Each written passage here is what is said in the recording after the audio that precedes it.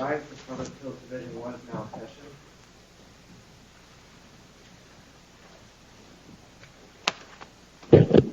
Good morning. Please be seated. At this point, you are free to take off your masks for arguments. I assume you're in the safety bubble, you two, and keep them on if you'd like to. We apologize for the tardiness. We had some computer issues with a virtual oral argument, so we will get started now. This is cause number CV19 0649, Wendy Larchick versus Robert Pollock.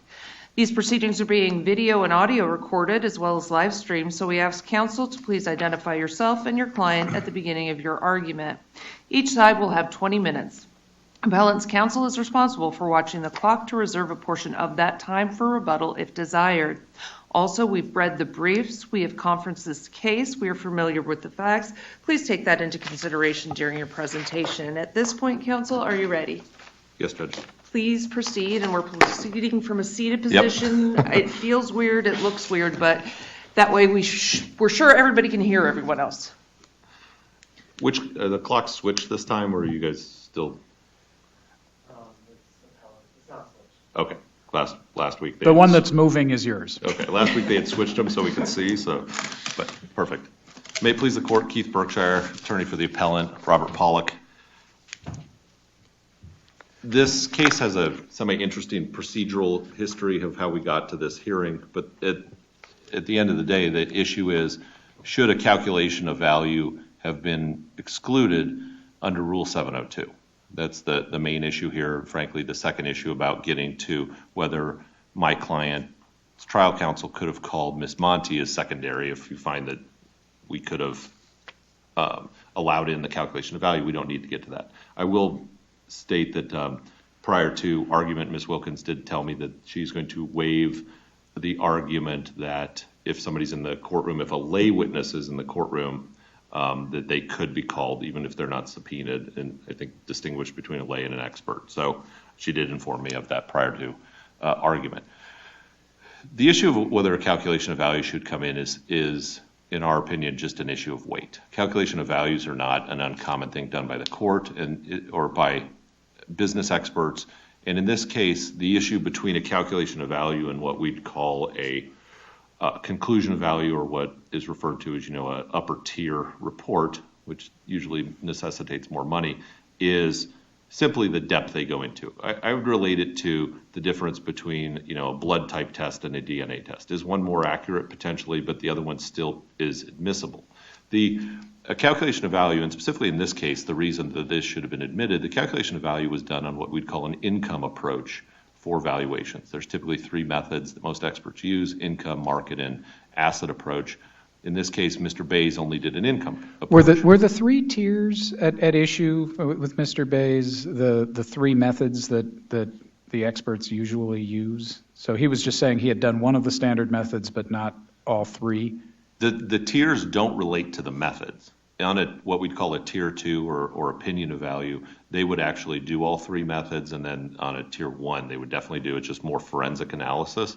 The difference between them is just when he did a calculation of value, he chose an approach. So you could do a calculation of value on a market approach, you could do a calculation of value on an asset approach. He chose income because based on this industry, a realtor, like lawyers and doctors, 99% of the time you do an income. Well, I've looked at an awful lot of these reports over the years, and it seems like every one mentions three methods and then miraculously selects the method most favorable to the retaining party as the most appropriate method. I'd say that's probably pretty much true. I think that in most cases, a professional practice of any kind is typically valued under an income approach because, it's short of being a big law firm, you can't sell it. My firm, it would be an income approach, not an asset or market, because you couldn't sell my firm and you couldn't, you want my computers, go ahead. So, but your argument is, your point is that even if only one approach is used, there's at least minimal foundation for that approach, but that the opinion can be attacked on cross-examination as to its weight. Absolutely. I mean, that's the point here. I mean, if you look at some of the Lagerquist in these cases, talk about even the Flat Earth Society stuff should come in if but for, you get to cross-examine. Well, thank goodness Lagerquist is a dead letter. But let me ask you at an academic level, do you think Rule 702 enhanced the court's gatekeeping function versus Frye or diminished it? I think in some respects it probably enhanced it, but here there's no question that Don Bays is an expert in this field. The question really comes down to, did he do a thorough enough evaluation? I mean, we dispute these valuations all the time, from did you do more forensic analysis? Did you go normalize all the expenses in it? That's what's subject to cross-examination. You didn't do X, Y, and Z. But here the main issue was the conclusion by wife's expert, Monty, was also an income approach. So Don ended up doing the exact same approach that she did. And so, yes, he didn't do the two others, but they both ended up relying that the income approach was most accurate given the situation. And that's not uncommon for a professional practice. But when you talk about going to the weight, not the admissibility, at what point does an expert do enough to qualify to get over that gatekeeping or jump over the fence to get to the weight, to the not the admissibility? What I'm saying is, what is the court's role? If you just simply say I'm an expert and I did a little bit over here, at what point does a little bit get you over the gatekeeping fence? Well, and I think that's what the distinguishing part of Mortensen or even Driss, which I believe Judge Campbell you were on, which is in Mortensen, I mean, not to cite the memo decisions here, but in Mortensen, they allowed the expert to testify and allowed them to go into their methodology and allowed them to go to their true fact base and what they based it on, and then said Coons's valuation was better than Mark Hughes in Mortensen. Versus here, it was just, no, your engagement letter says you're not going to testify about this, that you don't believe in your engagement letter that it's admissible, therefore we're not admitting it. They were never allowed to go into, after the voir dire by Ms. Burke of Don Bays, they never got into actually why any of the methodology was inaccurate. In Mortensen, they did. They actually the judge allowed them to go into Mr. Hughes's valuation and say, you didn't use the correct data, that this was wrong, this was wrong, this was wrong, and then discounted it. Versus here, we never even got into that. They simply said an opinion of value can't come in because your engagement letter says it can't. I mean, so is your argument basically that the court abdicated their gatekeeping function to the expert himself because of his engagement letter? I think that to some extent that's exactly it. I mean, obviously there's ridiculous slippery slope things I could make that you could say, on bank statements they're not admissible as evidence. But that's what happened here. They didn't do any analysis of why. The judge didn't do any analysis under 702 why this was based on bad data, it was based on bad criteria, or anything like that. And as we pointed out, the AICPA specifically allows these things to occur. I mean, their own standards allow these calculations of value to be utilized. They're just, again, a lower tier valuation. I mean, there's a difference in cases, when we have a $5 million business of a trial I'm coming up on, you're going to spend a lot more money than if you have a $100,000 business, because you're not going to spend $100,000 to value a $100,000 business. That's why they're different tiers. But again, that goes to the weight of the complexity, what the person actually did, and that's what's subject to cross-examination. So why should the court overrule an expert's opinion of the infirmity of his report? Well, when he testified later, he testified about that what he means in the engagement letter by this is that he's saying, and Don Bays testified specifically about this and stated that when what he means in the engagement letter was basically that he would have an absolute obligation to notify the court that he didn't follow stricter standards. So during the voir dire of him, he stated, this isn't that it's not admissible, it's this, I have to say to my clients that if you go have me testify about this, I have to tell the court to be totally upfront that I didn't do all of these other things I could have if you would have gone to a summary report or an opinion of value versus just the calculation of value, which is a lower tier analysis. So he didn't believe in his testimony that it wasn't admissible. It was essentially a warning to clients. And I think there also is a bad, or I think it would become an issue if you start letting experts decide if they're admissible or not. I mean, his report states that he follows the standards. Presumably he thought that his work had some value, right? I mean, he wasn't saying this is just useless hooey because you haven't paid enough. He was saying based on my reading of some memo decisions from the Court of Appeals, you won't get this in. And those are two different assertions. Again, he's saying that I will have to say the limitations of my report, and it will be subject to cross-examination because I didn't follow stricter standards. Well, he went further than that. I mean, he actually said this won't be admissible, which was Well, his legal opinion that he's not qualified to give. I Well, think that's your argument. I think yes, it is. I don't think he can determine that. And the issue is, yes, his engagement letter said that, but when he was voir dired, he did not say that. He stated specifically that he thought it was admissible, subject to the notifications of telling the court that that it has limitations. All reports have limitations. I did no forensic analysis of expenses. I did no normalization of income. I did none of these things. That's what you can limit it to. And so that's the issue, is he basically is saying that his engagement letter is meant to point out that I am going to be subject to cross on this because I didn't do these other things. Normally, we would do all three methods. I am only doing this, realize the limitation. But again, it's to keep out under 702. I mean, again, no one questioned Don Bays as an expert. No one questioned if he would have done another report, the higher level reports, it would be admissible. So no one questioned that the standards allow for these things.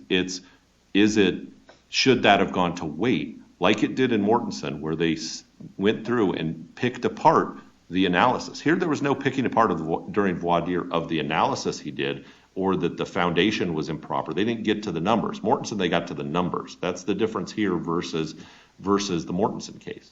The other point here, too, is that because of the not allowing to call Monty as the expert, his rebuttal reports, Don went through and did a rebuttal report saying, here's the issues with the income approach that Monty did, and that report didn't get in either. So an expert can easily be called just to pick somebody apart. You can pick one issue out of an expert report and saying, this income you used for a normalized income is improper. Here's why. They don't have to necessarily do an entire report. You can go through, and we do it all the time, that I'm simply debating the capitalization rate or the normalization of your expenses, and do it on something that small. And so at least his rebuttal reports should come in on this, which were timely. The rebuttal reports were done on July 15th, and the disclosure deadline was July 27th. That somewhat goes into the issue of whether they could have called Monty here, since Monty was in the audience. Both parties listed Ms. Monty as a witness. She was present. She didn't leave, and notably, again, Mother stated in unequivocal terms that her business went up during marriage. She had stated that in the original pretrial statement, which was, I think, IR 41 from the first trial. She stated it's gone up every year since 2015. In her pretrial, they stated that Ms. Monty's going to state that it went up only $93,000. But if we go under Cockrell and Rauschenberg, the burden shifting is the community has to show it went up, then the separate property holder has the burden to show that it went up only due to separate property reasons versus community. But once the community shows it went up, that's what shifts the burden. Even in their pretrial, they admit it went up $93,000. Now, I know they distinguish between the idea of went up $93,000, but admitting it was $93,000, like a Leathers claim, your pretrial controls, versus it was Miss Monty's testimony. Should she testify that it went up $93,000? There was some argument there about during the hearing, but they do admit that it went up. So we believe that these other cases would state that the person's in the room. I mean, they're going to call them. They list them as a witness. The subpoena shouldn't be the deciding factor. You shouldn't have to, in every case, if their witnesses are there, had to do a subpoena. Now, if you didn't do it and they didn't show up, I think you run a risk. But they're there. The subpoena is to get them into the courtroom, not onto the stand. The subpoena is supposed to get them there into the courtroom. And we think that the court can utilize the Garcia and other cases we cite and state that our client should have had the right to do that. One of the other issues, sorry, not to be a prairie dog on this. 702. Yeah. Was this building. And now the building is an interesting issue here, because in the original pretrial, our client listed it as an issue. In the original pretrial statement, Mother states that there is a building, bought during marriage. It's unquestioned that it was bought during marriage. And states in her pretrial but it was bought by her separate property business. Then the business gets kicked to the second hearing. At that point, it comes out that business is a different business. There's a business, a single member business that just owns this entity. No question that the business was started during marriage. No question she's the only owner. No question that it was purchased during marriage. The court's way of dealing with this, the court didn't sustain the objection and say, we're not doing a hearing on this. You waived it, anything else. The court made a finding that it wasn't community. But the burden here, I mean, this would be an interesting one to say that you just had to open an entity and put and have your own name on it, and then suddenly that makes that real estate bought during marriage community with no other evidence. We've got a lot of clients that would like that if that was the law, but that's not the law. There's no proof of where the money came from other than it was bought during marriage at an entity created during marriage. Wife did not prove that any separate funds went into it. The judge asked her about, do you have proof that this was purchased separately? No, but it was a single member entity, and that is where the judge distinguished here, which title doesn't matter in Arizona. You could buy it under anybody. It's just when it was bought creates the presumption under Amer and Bender and 100 cases in Arizona that say that. The titling as an entity when you buy it, again, it doesn't matter. If it did, I mean, geez, I could think of the ways to get around community property law. It would be really pretty simple. But if an item is bought during marriage and somebody makes a separate claim for it, under Bender, there is an obligation that separate property holder prove by clear and convincing evidence that separate funds were used or it came from some separate asset. There was none of that here. The only evidence done at trial, at either trial, was that this was bought during marriage. The court went down this, I think, somewhat odd line of, well, is he on the promissory note versus the guarantee, and if he's, now that it's not community property anymore, that the marriage is terminated, does it really matter because he's not a guarantor anymore? None of that is relevant from the standpoint of whether it's community property or not. It's simply, you start from step one, which was it bought during marriage? So we think that the 611 property, which was brought up in the original pretrial, was claimed to be under the Wendy Larchick entity, which it ended up not being, was an issue for this hearing, and that the court erred by not following the presumptions that it's community property and finding that it's community property since wife didn't prove by clear and convincing evidence that it was purchased with separate funds. I know I've got like a couple, 3 minutes left. I'll probably save them. Attorney's fees, I think if any other issue gets sent back, I think there'd be, it would potentially lead to a finding that husband wasn't unreasonable in taking his positions here and therefore would necessitate the reversal of the attorney's fees. With that, I will reserve the rest of my time. Thank you. Thank you. Counsel? May it please the court, my name is Amy Wilkins and I represent Wendy Larchick. I'm going to follow generally the same outline that Mr. Berkshire just did, unless the court wants to direct me in a different direction. I want to start by addressing Judge Swan's question. Did the new Rule 702 enhance or diminish the court's gatekeeping function? Absolutely enhanced it. If you read Lagerquist, which was decided in 2002, the Supreme Court was very concerned about the court's gatekeeping function and didn't want to adopt Daubert, and was concerned that this was going to keep too much out of the purview of the jury. But in 2011, we enacted 702, we went with Daubert, and we adopted this gatekeeping function of the trial courts. Well, and you make a good point, which I tend to agree with. However, if you survey the case law and the law review articles on Rule 702, you find a surprising, I would say even majority of writings that say that 702 is meant to be more lax than Fry. I have trouble with that concept, but there's a lot out there that says that Lagerquist I take as a one-off. There have not been a lot of scholarly articles written about that case for very good reason. But Rule 702 versus Fry has been the subject of quite a lot of discussion, and generally Rule 702 was seen as a liberalization of expert evidence. Do you think that's just wrong? Yes and no. I mean, Fry was so concerned with the trial court has to make this assessment of what is the scientific accepted areas. Is this generally accepted in the scientific community? And turned, one of the things Lagerquist said was, we can't expect our trial judges to be these scientists. It's just not what we have on the bench. So maybe to some extent it did relax that gatekeeping requirement. But Fry was really concerned with those scientific principles.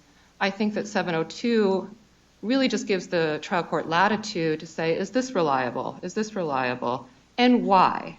Here, the court said this isn't reliable because the expert himself says, I can't testify to this.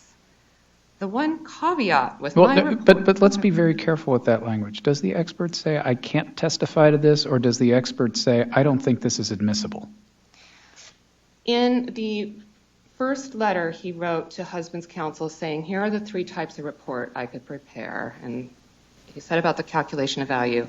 The one caveat about this report, however, is that I cannot testify about the report before a trier of fact. Okay. I had forgotten that quote. But interestingly, I don't think anything from Mr. Bays says this, you have effectively paid for something that isn't worth very much. I don't know what I'm talking about. This isn't reliable. None of that. I took it, maybe you have a different view, that Mr. Bays was really talking about his own conception of where Arizona law stood based on his reading of the memo decision tea leaves. And with all due respect to Mr. Bays, he may be a very qualified appraiser, but he's not a lawyer and he's not a judge. It could be that Mr. Bays was looking at perhaps the Mortensen case and going, gee, maybe a calculation of value isn't going to be admissible. And, Driss said, obviously, no, it's not per se inadmissible. It's not per se admissible. And my question to Mr. Berkshire, where I made a little bit light of the appraiser's methodology, is relevant here in a meaningful way, I think.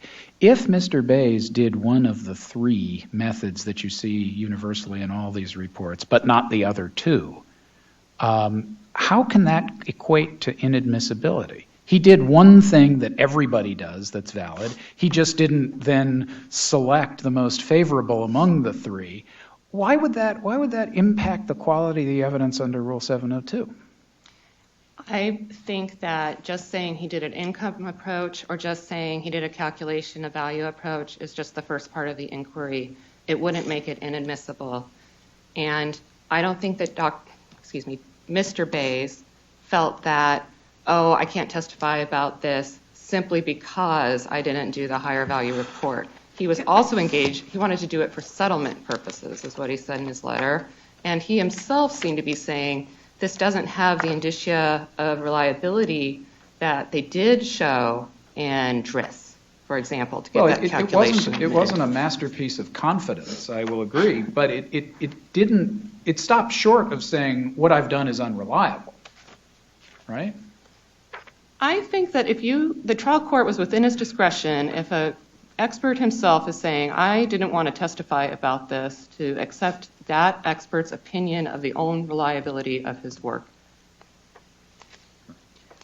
Okay, let's set aside everything Mr. Bays said about this evaluation. Let's say he shows up in court. None of this, what did you say, less than stellar... Less than confident. There you go. None of that has taken place. He shows up in court. This is his report. This is all he's done. What under 702 would preclude the admission of that testimony and that evidence, absent what Mr. Bays himself said? I think that really is the turning point, Your Honor, because I think otherwise, if Mr. Bays had disclosed his report, which he did, and was confident about it, then I do think that it would probably turn to weight at that point and say, okay, well, why don't you have any schedules, and why didn't you provide your source material? And to be fair, wife's counsel did put that in her pretrial statement and objected to it on those grounds, and this court can affirm on any reason with a reasonable basis in the record. So it could be that the trial court had that in his mind too. But I would say that, yes, if Mr. Bays was there ready to testify and said this is a great report, then maybe the concerns about how much did you do, why are there no schedules, et cetera, would have been subject to cross-examination to go to weight. Is that a viable legal standard? That the expert's own level of confidence on a given day should make an evidentiary question turn right or left? No, that's a terrible legal standard, but I do think. Thank you.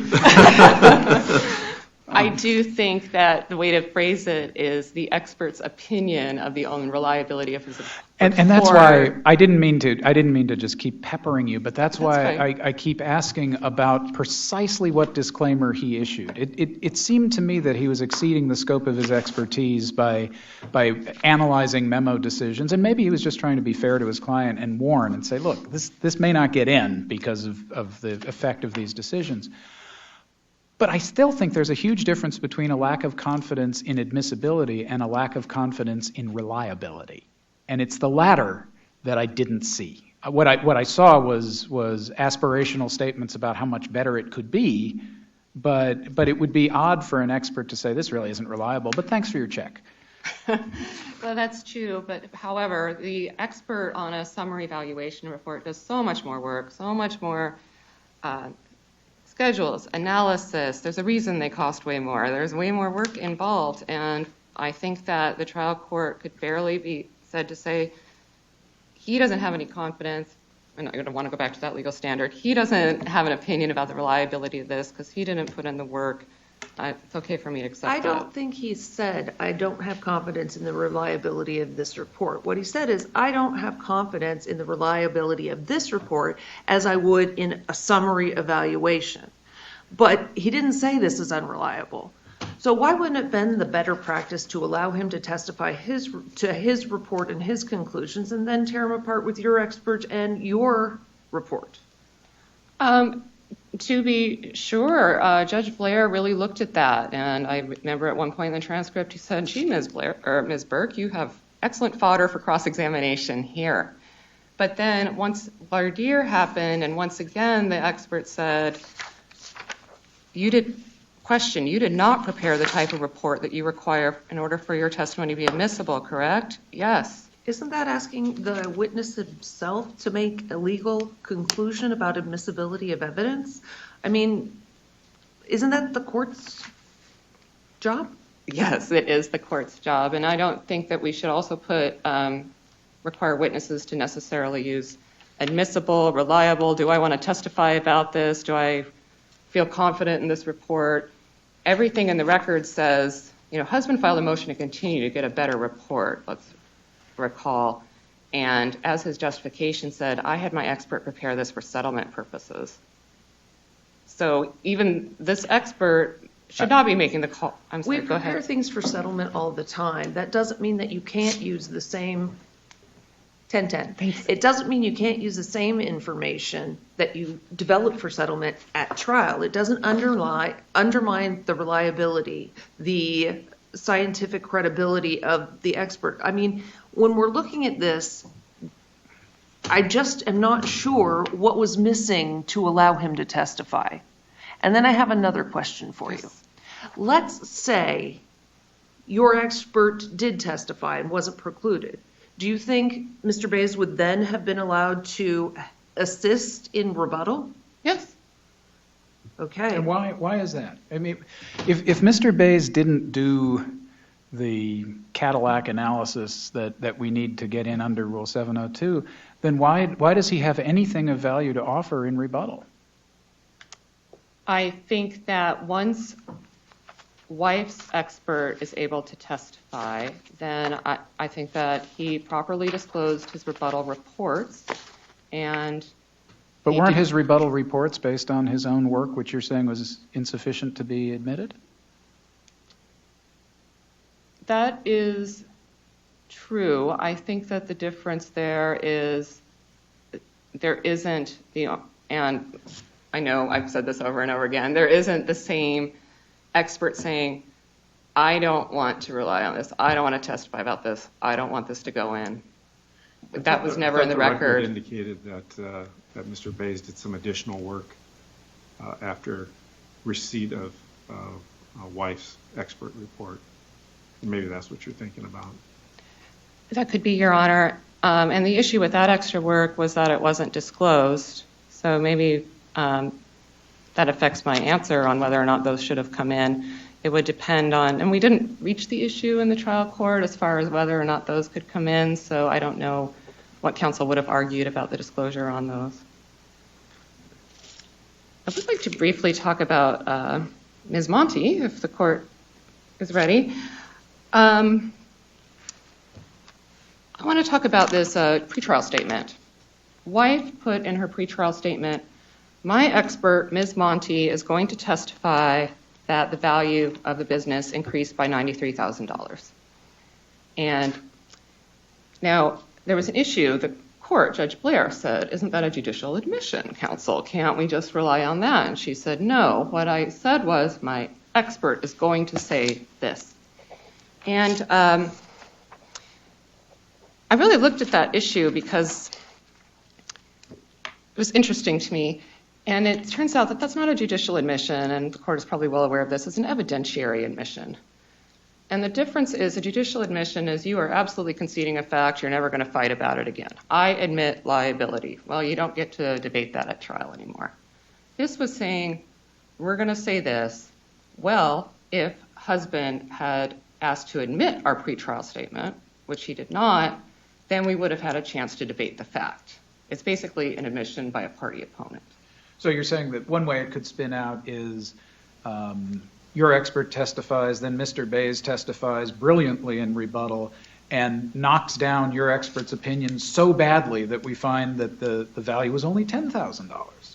That's a possible outcome, you're saying. I don't know that I understood your question. I apologize. Could I? Well, I'm just trying to think of how you would back away from the $93,000, taking your judicial evidentiary distinction to its limit. Then you would say, well, we can't contest that the expert said $93,000, but after listening to Mr. Bay's devastating rebuttal, we really would suggest the court find that it should disbelieve even our own expert. I understand your question now. And yeah, there's really no way that it would play out in this case where it would not be in my client's favor, because we would say $93,000. Mr. Bays is going to say, no, $200,000, $300,000, something more. And hypothetically, however, I just wanted to point out the reason that you can't just rely on a statement and a pretrial statement to meet your burden, husband's burden, to show an increase in value of the business. I've seen it before, for example, where an expert testifies before a jury so badly that the proponent of that testimony falls on his sword and says, jury, please disregard this expert. I'm sorry I called the expert. Right? Right. And that expert's testimony was in the pretrial statement, but the testimony just didn't work well. And counsel have that flexibility at trial. Is that kind of where you're going with this? I'm not saying I asking you to criticize your expert, but structurally, is that where you're going with this? Yes and no. I'm mainly rebutting the argument that there was a judicial admission that there was an increase in value of the business at all, because... Well, are you arguing that, or are you arguing that there was no judicial admission of a $93,000 increase? Because I think there was pretty clearly an admission of increase. Yes? I would say there was an evidentiary admission, but it would have to be admitted as evidence, and it never was. Okay. So I just don't think you can rely on that to meet your burden, is my point. Now, as I told Mr. Berkshire, we are dropping or conceding the argument that if you have a witness in the courtroom, you need a subpoena to call them. We think he's right on that. So let's not waste the court's time with that. But I do think there's a distinction with expert witnesses that I want to talk about. The question before the court is, when can someone call the other side's witness? And here, the trial court, when you read the transcript, I think the trial court was really concerned about husband's piggybacking on wife's trial preparation. And there's several snippets in the transcript where he says, aren't you trying to just backdoor this in using wife's expert? And it would be perhaps useful for this court to set forth a standard on this, because there's not a lot of Arizona case law. There is a Judge Swan opinion on it that was not cited in our briefs, but it talks about prejudice when you call another side's expert. It doesn't squarely fit under this set of circumstances. Let me see where I am. Let me ask you this. Yes. Okay. If they had issued a subpoena for wife's expert, would they been okay in calling her to the stand at that point, or do you think they would still be precluded from calling them? I think that this is what we could establish in this case is a standard for when you can do that. I don't think it's a subpoena, no subpoena issue. What is the issue then? I think it's a fairness issue. The Colorado Supreme Court said, look, you should ask, is it cumulative? Is it unfairly prejudicial to call the other side's expert? Well, let's talk about prejudicial. Mr. Bays was precluded from testifying to his valuation of the business. Yes? And wife's expert is there, and she already produced a report that said $93,000, and then he's precluded from calling her to establish the value. At that point, what was he supposed to do? Well, the key is it's supposed to be, or it needs to be unfairly prejudicial. I will give you that husband was prejudiced. He knew the whole purpose of this second trial was for the valuation. He knew he had to get an expert report. Okay, and I need to then break in here. This may cause my request to the presiding judge for a brief extension of the argument, but why was there this second trial? It seems to me that it was illegal in at least two ways, under 25-318 and 25-327. How can you divorce people and not resolve the property issues? Our statutes are very clear that that should never happen. I believe what happened is that the judge said, I don't have sufficient evidence to value this wife's business. Well, then you don't decide the case. Oh. I mean, I don't understand whether we may even have jurisdictional issues here, because I'm at a loss to see how a judge can say, okay, you're divorced, we'll deal with the stuff later. Don't our statutes directly prohibit that? I don't know the answer to that, Judge. Okay. Fair enough. Fair enough. I know it wasn't raised, but we have an independent obligation to examine our jurisdiction, so that's why I'm asking. I'm happy to submit something supplemental, or Keith and I both could, if Your Honor would like. Well, if it comes to that, we'll notify you, but I don't know. Actually, I'd like to hear it. You mean supplemental briefing? Can we have supplemental briefing on the jurisdictional issue specifically? Absolutely. And it doesn't need to be long, just give us your take, because we'd like to hear it. 318A and 327A are where I would look. Simultaneous. Thank you. When do you want a deadline? 10 days. Let's say 10 days. 10 days. In my last 30 seconds, I do have a thought on the jurisdictional issue. The 611B line issue was also submitted for the first trial and then held over for the second trial. So in my mind, there was always an issue of how did that not get resolved at the first trial. So well, I think that might be incorporated. Yeah, and I would certainly indulge you for a couple extra minutes since I threw you off track if the rest of the panel is okay with it. But I would just say address that in your supplemental. Okay, Yeah. That's fine, Your Honor. I guess I'm just going to very quickly address the B-line property. I don't mean to usurp the chair. Oh, is that all right, Judge? What would you like to do? Give her 2 minutes. All right. Can we give her 2 minutes, please, Johnny? Thank you.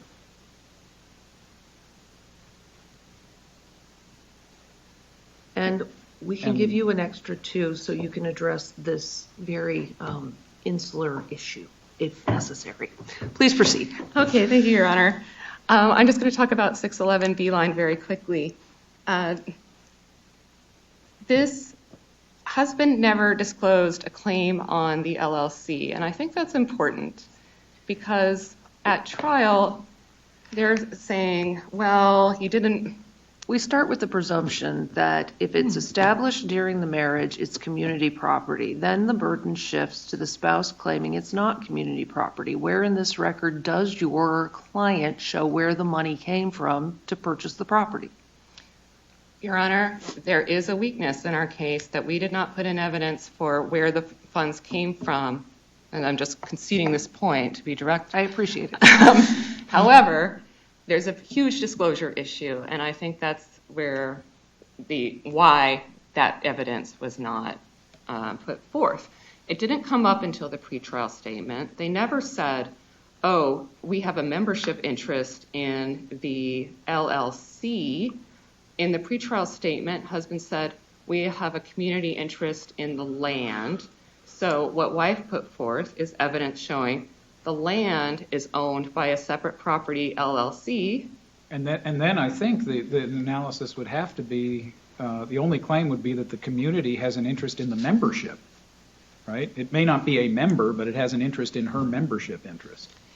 Yeah, and I think that, sure, there's a presumption, but it has to be disclosed that you have an interest in that membership, because wife could have put in evidence saying, oh, well, here's the articles of organization and whatever else you need to meet that clear and convincing standard, but she can't get just settled with that on appeal.